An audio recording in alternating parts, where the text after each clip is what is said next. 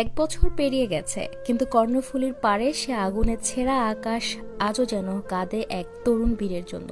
Squadron leader Mohammad Asim Jawad. একটা সুযোগ ছিল নিজেকে বাঁচানোর, প্যারাশুট খুলে মাটিতে নেমে আসার, কিন্তু তিনি জানতেন সে মুহূর্তে তার সিদ্ধান্তে নির্ভর করছে শত মানুষের জীবন।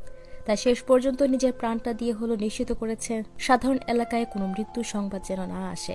এমনটা তো সিনেমার গল্পে হয়, কিন্তু আসিম জাওয়াদ ছিলেন বাস্তবের নায়ক।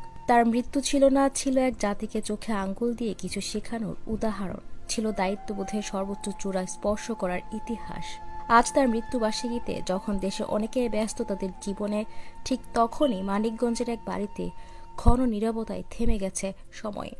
সে ঘর যেখানে মা এখনো রাতের অন্ধকারে বালিশ জড়িয়ে কাঁদেন, যেখানে বাবা চুপ করে বসে থাকেন জানালার ধারে, যেন তার চোখ এখনো খুঁজে ফেরে আকাশে উড়ে যাওয়া সেই যুদ্ধ বিমানটিকে।